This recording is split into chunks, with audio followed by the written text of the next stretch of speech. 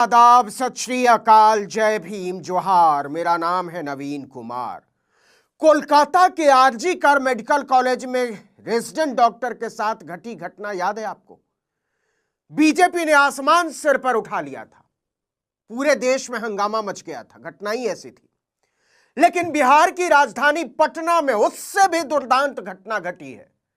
लेकिन भाजपा और उसकी पालतू मीडिया ने उसे दबाने में पूरी ताकत झोंक डाली, क्योंकि 17 साल की वो लड़की गरीब थी, साधारण परिवार से आती थी और दिल्ली के दलाल पत्रकारों को यह सूट नहीं करता।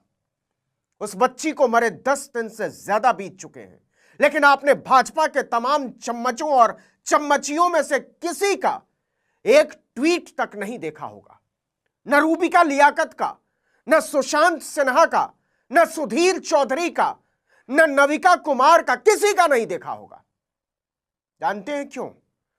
क्योंकि नीतीश कुमार के उत्तराधिकारी उप मुख्यमंत्री और गृह मंत्री सम्राट चौधरी का स्वागत बलात्कारियों ने अपने हाथों से टीका लगाकर किया है। यकीन ना हो तो देखिए पटना मेडिकल कॉलेज की पोस्टमार्टम रिपोर्ट। इस पर साफ साफ लिखा है बलात्कार, और इसके बाद लिखा इलाज के क्रम में मौत हुई है। 17 साल की उस बच्ची की मौत नहीं हुई है साहब, उसे मारकर फेंक दिया गया है पोस्टमार्टम हाउस के बाहर।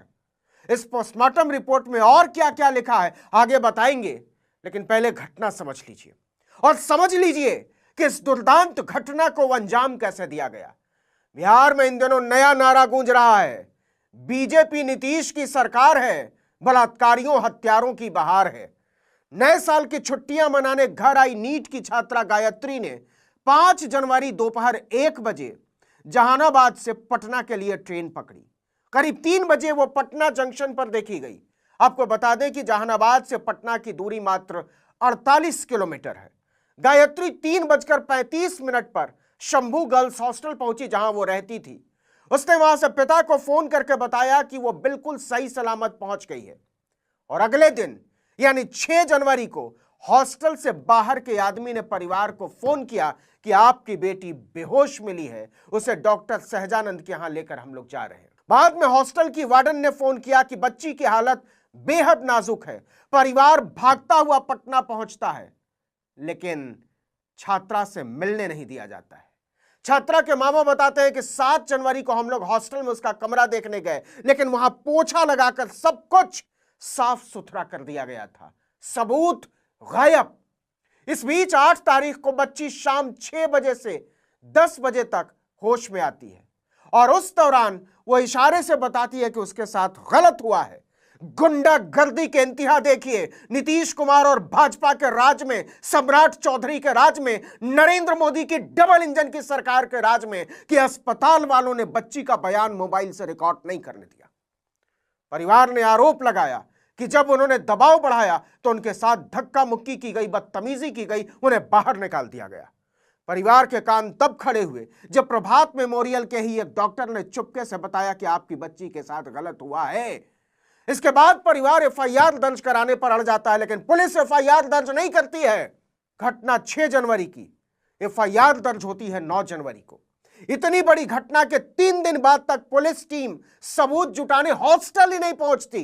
राज्य के गृह मंत्री, नाकारा गृह मंत्री और उप मुख्यमंत्री सम्राट चौधरी कान में तेल डालकर और आंख में पट्टी बांधकर दबाकर खाते रहे और तान कर सोते रहे। इंतहा यह हो गई कि थानेदार रोशनी कुमारी ने अपने प्राइवेट डॉक्टर प्रेम को भेजकर 9 जनवरी को हॉस्टल से डीवीआर मंगाया। ना कोई फॉरेंसिक टीम गई, ना एक्सपर्ट। 3 दिन तक थाना प्रभारी घटनास्थल पर पहुंची ही नहीं। ऐसे चल रहा है बिहार, ऐसे चल रहा है नीतीश कुमार और नरेंद्र मोदी का बिहार। इस बीच शंभू गर्ल्स हॉस्टल वालों ने डॉक्टरों से फर्जी रिपोर्ट बनवा ली कि लड़की नशा करती थी और उसकी मौत नशे की वजह से हुई है। अब समझिए कि कैसे बिहार में नीतीश कुमार और नरेंद्र मोदी के डबल इंजन की सरकार में, सम्राट चौधरी की सरकार में बलात्कारियों की बहार आई हुई है। नीतीश भाजपा की सरकार है, बलात्कारियों की बहार है, यह नारा चल रहा है बिहार में। और समझिए कि कैसे बिहार की सरकार, बिहार की पुलिस और बिहार के सिस्टम ने बलात्कारियों को बचाने में पूरी ताकत झोंक डाली। प्रभात मेमोरियल अस्पताल में इलाज से असंतुष्ट परिवार ने छात्रा को 10 जनवरी को मेदांता अस्पताल में भर्ती कराया, लेकिन 11 जनवरी की दोपहर उसकी जान चली जाती है। जब बवाल मचता है तो मामले की लीपापोती में नीतीश कुमार की पूरी सरकार जुट जाती है। उसी फर्जी मेडिकल रिपोर्ट के आधार पर नाकारा सम्राट चौधरी की पटना पुलिस ने 13 जनवरी को बाकायदा एक प्रेस रिलीज जारी कर दिया कि स्त्री रोग विशेषज्ञ की जांच में यौन हिंसा की पुष्टि नहीं हुई है। झूठ बोलती थी सम्राट चौधरी की पुलिस, वो बलात्कारियों और हत्यारों से मिली हुई थी। 8 जनवरी को छात्रा के यूरिन में नींद की गोलियों का डोज पाया गया। पुलिस ने कहा, उसने कहानी बनाई कि गायत्री के मोबाइल की सर्च हिस्ट्री में 24 दिसंबर को आत्महत्या और 5 जनवरी को नींद की दवा के संबंध में सर्च किया गया था। इसके बाद परिवार पोस्टमार्टम कराने पर अड़ जाता है। पटना मेडिकल कॉलेज में हुए पोस्टमार्टम की रिपोर्ट में सामने आ गया कि बच्ची यौन हिंसा की शिकार बनाई गई थी। इतना ही नहीं, पोस्टमार्टम रिपोर्ट में साफ लिखा है कि बलात्कार के दौरान छात्रा से बहुत ज्यादा जबरदस्ती की गई है। 2 घंटे तक वो दरिंदों से लड़ती रही। उसकी गर्दन और कंधों के आसपास नाखून के गहरे निशान मिले। इतना ही नहीं, छाती और कंधे के नीचे वाले हिस्सों पर खरोंच के कई निशान मिले। उसे बुरी तरीके से घसीटा था, नोचा था दरिंदों ने, भेड़ियों ने। पोस्टमार्टम रिपोर्ट में सामने आया है कि पीठ के हिस्से पर नीले निशान थे और उन्हें बेरहमी से किसी सख्त चीज से रगड़ा गया था। रिपोर्ट में यह भी सामने आया कि छात्रा के प्राइवेट पार्ट पर बहुत गहरी चोट थी और बहुत ज्यादा खून बहा था, और इसकी वजह थी लड़की के भारी विरोध के बावजूद बेदर्दी से उसे रौंदने की हवस। पोस्टमार्टम रिपोर्ट में यह भी लिखा है कि इस घटना में 1 से ज्यादा लोग शामिल हो सकते हैं। लेकिन बिहार के नीतीश भाजपा सरकार में बलात्कारियों की बहार की यह कहानी यह खत्म नहीं होती है। इतने के बाद भी बच्ची बेहोश नहीं हुई, खुद को बचाने की कोशिश करती रही।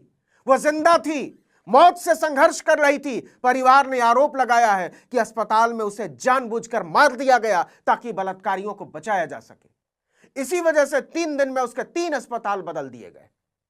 इसके बाद की सरकारी गुंडागर्दी की इंतहा देखिए। पोस्टमार्टम के बाद परिवार बच्ची का शव, 17 साल की बच्ची का शव करगिल चौक पर रखकर अंतिम संस्कार करने से इनकार कर देता है। यह खबर पटना में आग की तरह फैलती है, लेकिन सम्राट चौधरी की पुलिस, नीतीश भाजपा की पुलिस बलात्कारियों और हत्यारों को छोड़कर उन लोगों के पीछे पड़ जाती है जो न्याय की मांग कर रहे थे। 6 लोगों पर नामजद और 150 अज्ञात लोगों के खिलाफ केस दर्ज कर दिया जाता है। उस दिन तक बिहार के गृह मंत्री सम्राट चौधरी का नशा टूटा नहीं था। बिहार के लोग इसके खिलाफ सड़कों पर उतर आते हैं। शंभू हॉस्टल पर पथराव होने लगता है।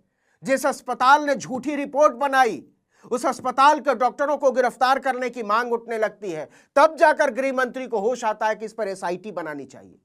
राज्य के एडीजी अमित कुमार जैन के नेतृत्व में एसआईटी जांच शुरू होती है, या कहिए जांच का नाटक शुरू होता है। इस पूरी घटना ने बिहार में बलात्कारियों और हत्यारों की बहार का उपन्यास छाप दिया है। लेकिन इस पूरे मामले में जो हैरान कर देने वाला है वो है इंडियन मेडिकल एसोसिएशन का रवैया।